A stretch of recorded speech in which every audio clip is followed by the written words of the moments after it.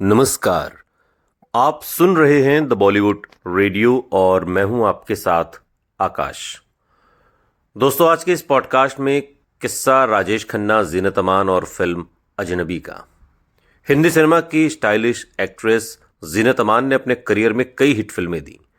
देवानंद के साथ हरे रामा हरे कृष्णा में तो उनके किरदार को इतना पसंद किया गया कि वो रातों रात स्टार बन गईं। इस फिल्म में उन्होंने उस दौर की टॉप एक्ट्रेस मुमताज को कड़ी टक्कर दी थी, लेकिन राजेश खन्ना के साथ काम करते हुए वो काफ़ी सहम गई थी। दरअसल जब राजेश खन्ना के साथ जीनत अमान ने फिल्म अजनबी में काम किया, उस वक्त राजेश खन्ना सुपरस्टार थे और इंडस्ट्री के सबसे बड़े सितारे थे। हर कोई उनकी एक झलक पाने को बेताब रहता था। ये वो दौर था। हर एक्ट्रेस राजेश खन्ना के साथ स्क्रीन शेयर करना चाहती थी, क्योंकि राजेश खन्ना के साथ फिल्म करने का मतलब था फिल्म का सुपर डुपर हिट होने की गारंटी होना। अपने बिंदास और दिलकश अंदाज के लिए पहचानी जाने वाली जीनत अमान ने इंडस्ट्री में एंट्री करते ही एक्ट्रेस की इमेज को ही बदल दिया था। उस दौर में उन्होंने अपने ग्लैमरस लुक के लिए वो जानी गई और अच्छे अच्छों के पसीने उन्होंने छुड़ा दिए थे। उस दौर की टॉप एक्ट्रेस मुमताज़ का स्टारडम भी उनके आने के बाद कुछ फीका सा पड़ने लगा था। अपने बोल्ड अंदाज से बॉलीवुड में सुर्खियां बटोरने वाली जीनत आज भी बेबाकी से अपनी हर बात रखती हैं। लेकिन ऐसी बेबाक एक्ट्रेस आखिर राजेश खन्ना के साथ काम करते हुए क्यों नर्वस हो गई, इस बात का खुलासा खुद जीनत अमान ने किया था। जीनत अमान ने करियर में कई यादगार किरदार निभाए।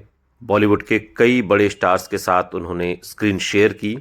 एक से बढ़कर एक हिट फिल्में देने वाली जीनत अमान और राजेश खन्ना संग भी कई फिल्मों में नजर आ चुकी हैं। इनमें अजनबी, छैला बाबू, जानवर और आशिक हूं बहारों का जैसी कई फिल्में शामिल हैं। जीनत अमान ने एक इंटरव्यू में खुलासा किया कि जब उन्हें राजेश खन्ना के साथ पहली बार फिल्म अजनबी में काम वो कर रही थी तो वो काफ़ी घबराई हुई थी, क्योंकि वो उनके जैसे सुपरस्टार के सामने एक बहुत ही नई एक्ट्रेस थी। और जीनत अमान ने एक इंटरव्यू में ये भी कहा कि मुझे याद है आज भी वो दिन जब मैंने फिल्म इंडस्ट्री में कदम रखा था। उस वक्त राजेश खन्ना एक सुपरस्टार थे और मैं उनके आने से पहले ही अपनी सारी लाइनें याद कर लिया करती थी, क्योंकि मैं उनके सामने एक भी गलती नहीं करना चाहती थी। मैं उनसे बिल्कुल डरती थी, लेकिन क्या मैंने उन्हें देखा? बिल्कुल नहीं। मैं उनके पास गई और मैंने परफॉर्म किया, लेकिन जब वापस गई तो सोचती हूँ कि वाह, मैंने अभी अभी एक सुपरस्टार के साथ शॉट दिया है, और ये बात मुझे गर्व से भर देती थी।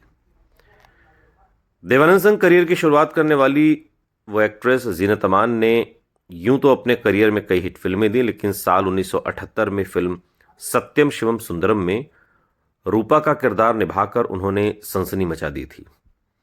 और इस फिल्म में शशि कपूर के साथ वो लीड रोल में थी। लेकिन हम बात जिस फिल्म अजनबी की कर रहे हैं, अजनबी जो साल 1974 में आई, एक बॉलीवुड फिल्म जिसका निर्माण गिरजा सामंत ने किया और निर्देशन शक्ति सामंत ने।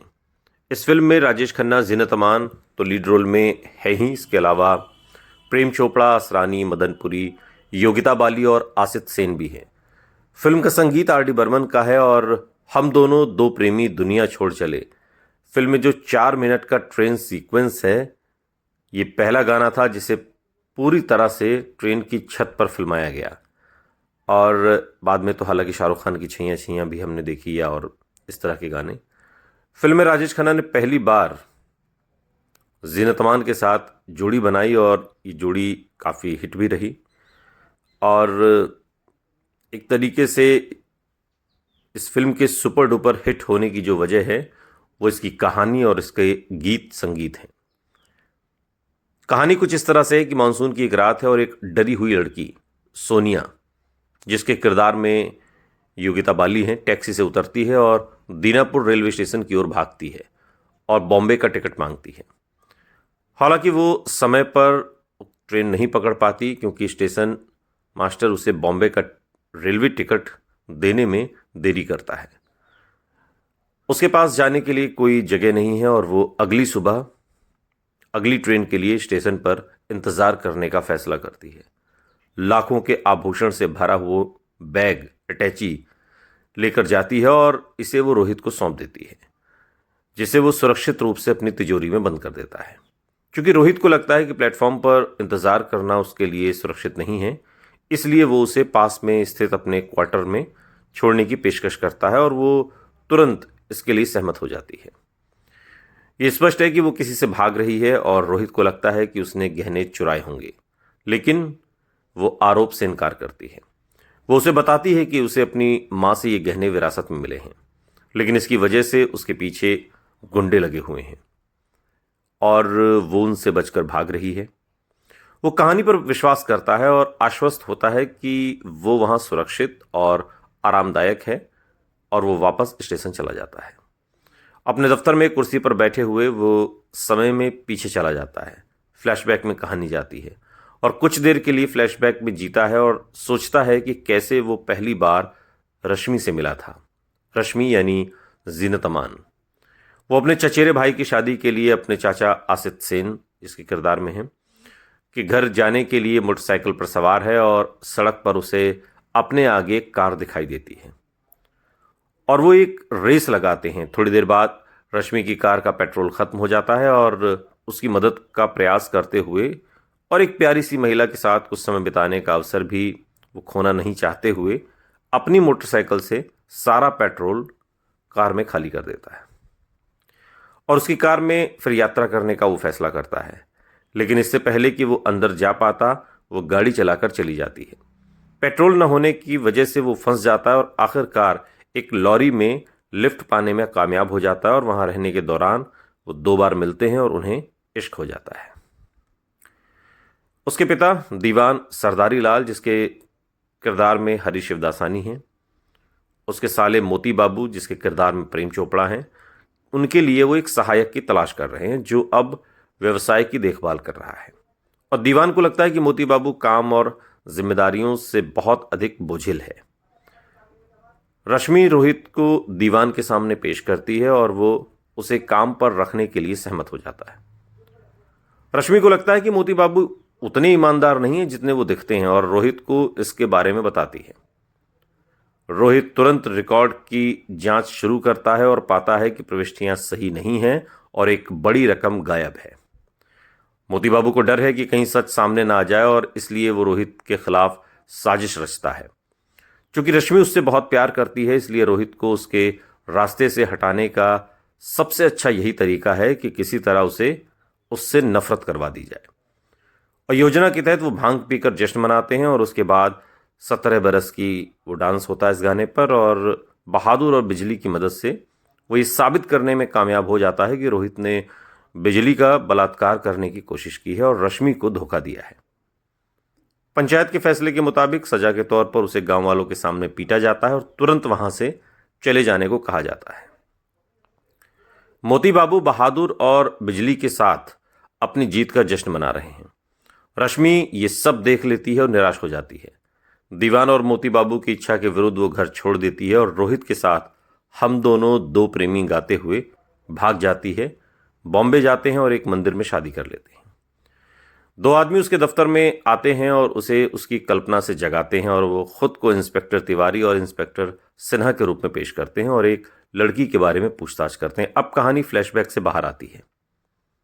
सोनिया, वो उसे बताते हैं कि उसने कुछ कीमती सामान चुराया है और भाग गई है और वो मामले की जांच कर रहे हैं। हालांकि उसे शक है, रोहित उसका ठिकाना नहीं बताता।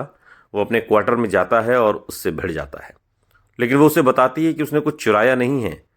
उसे अपनी माँ का वो खत देती है। उसे पढ़ने के बाद उसे यकीन हो जाता है कि वो निर्दोष है। वो अपने दफ्तर वापस आता है। बाहर बहुत तेज बारिश है। खिड़की के पास खड़ा होकर वो बाहर देखता है और फिर से फ्लैशबैक मोड में चला जाता है। इस बार नवविवाहित रश्मि और रोहित बारिश में भीगी भीगी रातों में इस गीत को गा रहे हैं। जिस तरह से वो पली बढ़ी है, रश्मि को घर के कामों के बारे में ज़्यादा जानकारी नहीं है। उसे खाना बनाना सीखने में काफ़ी मुश्किलों का सामना करना पड़ता है। वो चेतन कुमार यानी असरानी से मिलते हैं जो नीचे की मंजिल पर रहता है और उससे दोस्ती कर लेते हैं। वो उसे खाना बनाने के हुनर को सिखाने में मदद करता है। रोहित बॉम्बे पब्लिसिटी नामक एक विज्ञापन एजेंसी के लिए काम करता है और दूसरी तरफ रश्मि पूरे दिन घर पर बैठी बैठी बोर होती है, क्योंकि उसके पास करने के लिए कुछ नहीं होता। क्योंकि उसे रंगों का अच्छा ज्ञान है, इसलिए वो पेंटिंग करना शुरू कर देती है और चेतन से प्रेरित होकर और रोहित को उसके जन्मदिन पर पेंटिंग उपहार में देना चाहती है। और एक दिन चेतन उसे मॉडलिंग शुरू करने का सुझाव देता है और रोहित अपने बॉस MM पुरी, यानी जिसके किरदार में मदन पुरी हैं, को मॉडलों के साथ दुर्व्यवहार करते हुए देखकर खुश नहीं होता कि मॉडलिंग की दुनिया कैसे काम करती है। लेकिन रश्मि, जो एक अमीर परिवार से है, वो इस तरह से जीने की आदी नहीं है और हर छोटी छोटी बात के लिए समझौता करना पसंद नहीं करती और वो अपने फैसले पर अड़ी रहती है जब तक कि रोहित हार नहीं मान लेता। उदासीनता बढ़ती जाती है, लेकिन रोहित समझदार है और रश्मि को खुश रखने के लिए वो सब कुछ करता है। हालांकि उसका अहंकार बीच में आ जाता है, कुछ विरोधाभासी भी लगता है। कुछ ही समय में वो एक टॉप मॉडल बन जाती है और यहाँ तक कि वो एक सौंदर्य प्रतियोगिता भी जीतती है। वो इस विचार से रोमांचित हो जाती है कि अब थोड़े समय में ही नाम और शोहरत उसके दरवाजे पर होगी। और इसके तुरंत बाद उसे पता चलता है कि वो प्रेग्नेंट है। वो अपना करियर बनाना चाहती है और सोचती है कि परिवार शुरू करने का ये सही समय नहीं है, और यहाँ तक कि वो गर्भपात यानी एबॉर्शन कराने के बारे में सोचती है। लेकिन रोहित बच्चा चाहता है, इसलिए वो इसे रखने का फैसला करती है। एक दिन रोहित का फ़ोन आता है और जब वो फ़ोन कॉल उठाने के लिए चेतन के फ्लैट में जाती है तो वो सीढ़ियों से फिसलकर नीचे गिर जाती है। नतीजा ये होता है कि उसका एबॉर्शन हो जाता है, गर्भपात हो जाता है। लेकिन रोहित को लगता है कि उसने गर्भपात करा लिया है और वो उस पर गुस्सा होता है। वो उसके दफ्तर में हुई एक घटना की वजह से होता है। उनके बीच झगड़ा होता है और वो बाहर चला जाता है घर से, ये महसूस करने के बाद कि उसने ज़रूरत से ज़्यादा प्रतिक्रिया दी है, ज़्यादा रिएक्शन दिया। वो शाम को घर वापस आता है और माफ़ी मांगता है, लेकिन थोड़ी देर के बाद वो उसे पता चलता है कि रश्मि घर छोड़कर चली गई है। बाद में उसे चेतन से पता चलता है कि वो गिर भी गई थी और इस वजह से उसका गर्भपात हुआ। वो उसे फ़ोन करता है, लेकिन वो उससे बात नहीं करती। वो बॉम्बे पब्लिसिटी से इस्तीफ़ा दे देता है और उसे वापस लाने के लिए निकल पड़ता है।